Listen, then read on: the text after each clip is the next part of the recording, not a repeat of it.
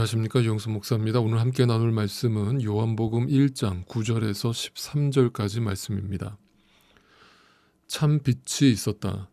그 빛이 세상에 와서 모든 사람을 비추고 있다. 그는 세상에 계셨다.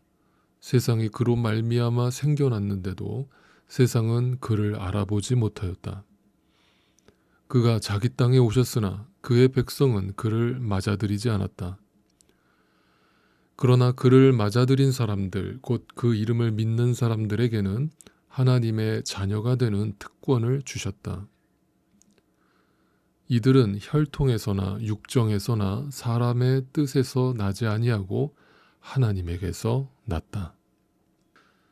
성경이 말하는 참 복은 오직 예수 그리스도임을 분명히 밝히고 있죠.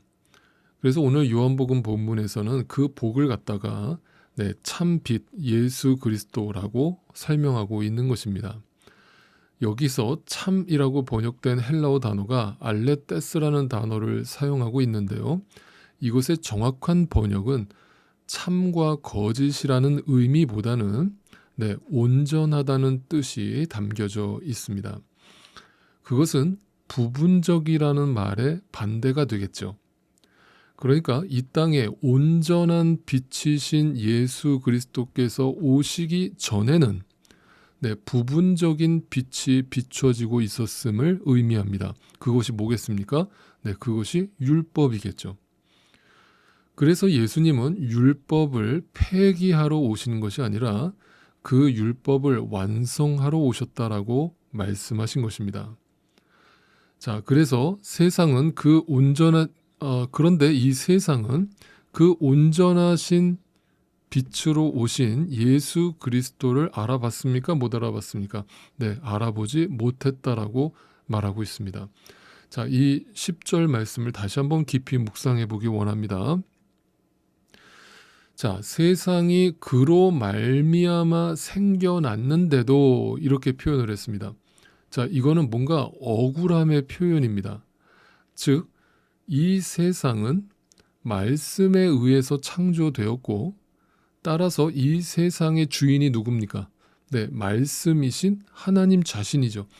그러니까 말씀이 육신이 되어서 오신 분이 예수 그리스도인데 주인이 지금 세상을 방문했는데 그 세상이 주인을 못 알아보고 주인에게 불순종하고 주인을 거부하고 문을 안 열어주는 것입니다.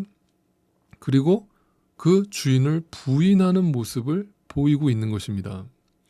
자기를 부인하는 게 아니라 그 주인을 부인하는 모습이죠. 이게 죄된 세상의 모습이라고 지금 설명하고 있는 겁니다. 그러니까 여러분, 이 주인 입장에서 이 말씀을 다시 한번 생각해 보십시오. 얼마나 억울한 일입니까? 이 땅의 주인이 난데 지금 종이 그 주인 행세를 하고 있는 겁니다. 그러면서 자기를 주인으로 인정하지 않는 겁니다. 얼마나 억울하고 답답하고 화가 나는 일입니까? 그래서 여러분, 실제로 예수님이 이 땅에 오셔서 이 땅에 계시는 동안에 예수님을 사람들이 계속 거부하는 모습이 나타나는 겁니다. 예수님이 기적을 행할 때마다 뭐라고 비아냥거립니까? 저거 분명히 저 사람이 바알세불의 힘을 빌려서 지금 귀신 들린 자이기 때문에 저런 기적을 일으키는 것이다 라면서 폄하하고 그렇게 비하하지 않습니까? 또 예수님이 천국 복음을 선포하실 때마다 전혀 뭔 말인지 못 알아듣겠다면서 오히려 그 예수님의 모든 말을 신성모독, 하나님을 모독한다라고 신성모독죄를 덮어 씌웠습니다. 결국 예수님을 십자가에 못 박게 되는 것이죠. 인간들은 끊임없이 이처럼 진리, 말씀, 예수 그리스도를 거부하고 부인해 왔습니다. 심지어 예수님의 12제자마저도 3년 동안이나 예수님을 옆에서 쫓아다녔다는 그 제자들마저도 온전하게 그 예수 그리스도를 부인했죠. 심지어 베드로마저도요. 이것이 우리 인간의 실체라는 것을 성경이 너무나 명확하게 고발하고 있는 것입니다. 자, 그렇다면 그들은 도대체 왜 이 참빛이신 주님을 거부하는 것일까요? 자, 요한복음 3장으로 좀 미리 가서 살펴보겠습니다. 요한복음 3장 19절에서 20절 말씀입니다. 심판을 받았다고 하는 것은 빛이 세상에 들어왔지만, 온전한 것이 왔지만 사람들이 자기들의 행위가 악함으로, 이 악하다는 것이 불완전하기 때문이라는 거예요. 그 불완전함이 완전함을 오히려 좋아해야 되는데 자신의 불완전함이 드러날까 봐 그 완전함을 거부했다는 거예요. 그래서 빛보다는 어둠을, 불완전함을 더 좋아하는 거예요. 네. 그러면서 그것을 자기 기만, 자기 만족으로 삼으면서 자기 우상에 빠져 있는 거예요.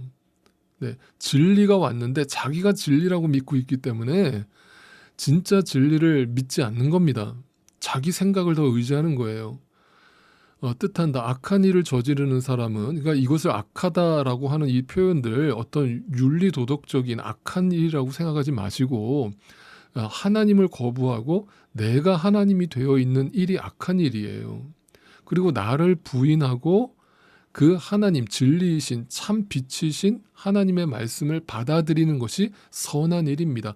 구원받는 것이 선한 일이에요. 하나님과 하나가 되는 것이 선한 일입니다.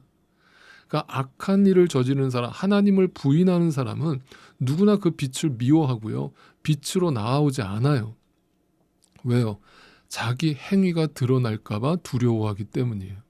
자기의 민낯이 드러나요. 자신의 아무것도 아님이 드러나요. 그래서 제가 늘 말씀드리잖아요. 말씀 앞에 나오면요, 내가 발가벗겨진다니까요. 여러분의 그 위선과 가식이 말씀으로 다 벗겨진다고요. 이걸 경험할 때 말씀을 알면 알수록요, 너무 고통스러운 거예요. 내 실체를 거울로서 비춰주신다니까요. 그래서 막 마음에 찔린다니까요. 그러니까 하나님의 말씀을 받으면요, 절대 행복하지 않아요. 네, 막 감동이 밀려오는 게 아닙니다. 엄청 찔립니다. 엄청 괴롭습니다. 네, 근데 그걸 봐야 합니다. 하나님이 오늘 우리에게 물으시는 거예요. 아담과 하와가 죄를 짓고 나서 자신의 부끄러움을 숨기기 위해서 숨었잖아요. 하나님이 물으시잖아요. 너 왜 거기 있냐? 어디 있냐라고 물으시는 거는 너 왜 거기 있냐는 뜻이에요. 너 원래 나하고 모든 것을 다 소통하던 그런 관계였잖아. 그런데 왜 숨어? 그러니까 부끄러우니까 숨은 거. 자신의 흙과 먼지고 티끌인 아무것도 아님이 죄로 인해서 드러나니까, 네, 하나님 앞에서 숨어버리는 거예요. 여러분 있는 모습 그대로 예배의 자리로 나오시고 하나님 앞에 나오세요. 말씀 앞에 나오세요. 그 말씀이 여러분의 가식과 위선을 다 벗겨낼 거거든요. 그럴 때 놀라지 마세요. 부끄러워하지 마세요. 다 벗겨진 다음에 나의 죄된 모습을 확인하시고 나에게 가죽옷을 지으셔서 나를, 그 허물을 덮어주시는 그 놀라운 하나님의 은혜를 경험하세요. 예, 그것이 구원입니다. 그게 은혜입니다. 그게 사랑입니다. 그런데 이 세상은 그 참빛, 온전한 빛을 전혀 인식하지 못하고 거부했던 것입니다. 그런데 이 세상 속에서 그 빛을, 온전한 빛을 알아보고 영접한 사람들이 있다는 것입니다. 12절, 13절을 다시 보십시오. 그러나 그를 맞아들인 사람들이 있다는 거예요. 그 이름을 믿는 사람들이 생겨났다는 거예요. 그래서 하나님의 자녀가 되는 특권을 누리게 되었다는 거예요. 여기서 가장 중요한 단어는 그러나라고 하는 접속사에 주목하세요. 그것은 앞의 이야기를 반전시켜주는 접속사죠. 아무도 그 빛을 알아보지 못했고 아무도 그 빛을 영접하지 않았는데, 그런데 그 빛을 보고 영접하는 사람들이 있었다는 거예요. 그런데 13절을 계속 보시면 이것이 어떻게 가능했는가? 혈통이나 육정이나 사람의 뜻으로 가능한 것이 아니었다라고 분명하게 선언하죠. 다시 말하면 이 말은 무슨 말입니까? 오직 하나님의 선택과 하나님의 열심, 하나님의 일하심의 결과일 뿐이지. 뭐가요? 우리가 하나님의 자녀가 된 그 결과가 우리의 노력이나 의지나 우리의 결단에 의해서 이루어진 사건이 아님을 아주 분명하게 전하고 있습니다. 여러분 이 말을 다시 생각해 보면 이 혈통이라는 말을 생각해 보세요. 당시 유대인들은요, 자신이 아브라함의 후손이라는 그 혈통을 자기들의 구원의 근거로 삼고 있었습니다. 그죠? 오늘날로 바꿔서 얘기할까요?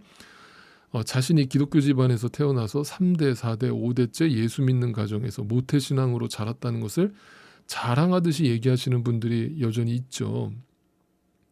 그것은 감사의 제목이지 여러분 자랑거리가 결코 아닙니다. 그래서 자신은 예수님을 자연스럽게 믿게 되었다는 거예요.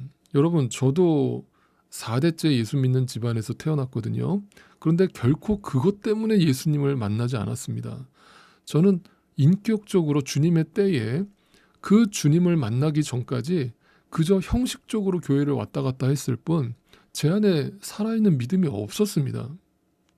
제가 모태신앙이었기 때문에 예수님을 만난 게 아니었어요. 네, 전적인 하나님의 은혜였습니다.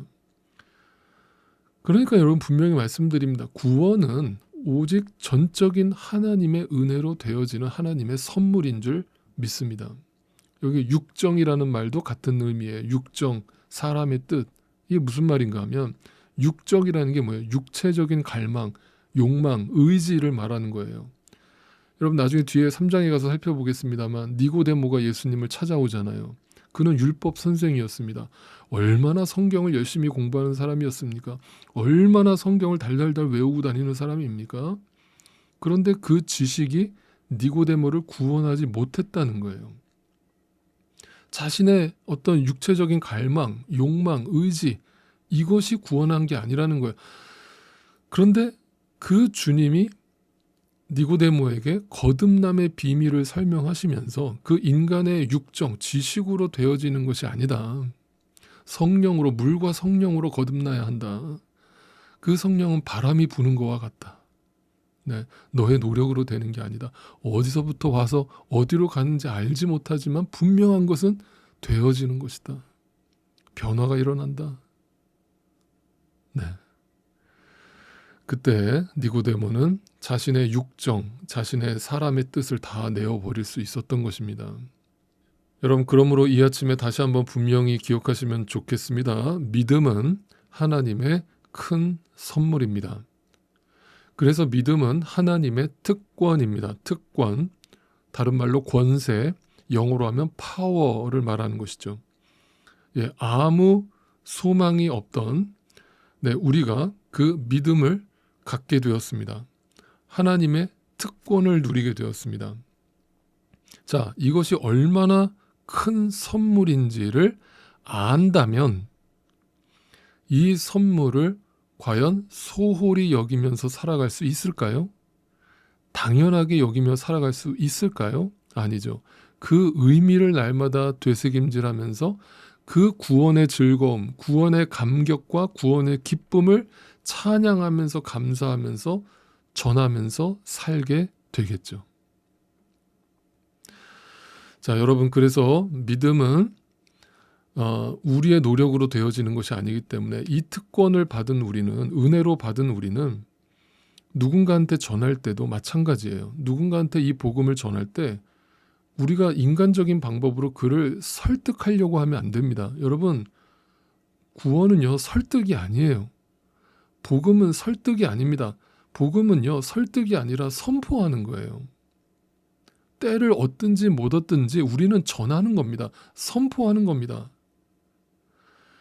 그 열매는 하나님께 맡기는 것입니다. 하나님의 열심에 맡기는 것입니다. 우리의 몫이 아닙니다.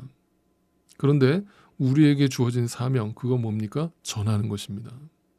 나에게 거저 주어진 이 복음을 누군가에게도 하나님이 그 때를 주시기를 간구하면서 전하는 것입니다. 여러분 오늘도 이 우리에게 허락된 이 믿음을 정말 소중하게 여기시고 이 특권을 믿으신다면 오늘도 담대하게 내 옆에 있는 가족과 이웃들에게 이 복음을 선포하며 살아가실 수 있기를 바랍니다. 오늘도 하나님께로서 난 자에게 주어진 이 하나님의 놀라운 특별한 선물을 소중히 여기시고 주님 앞에 감사하시고 찬양하며 또 전하는 삶을 추구하실 수 있기를 간절히 소망합니다. 십자가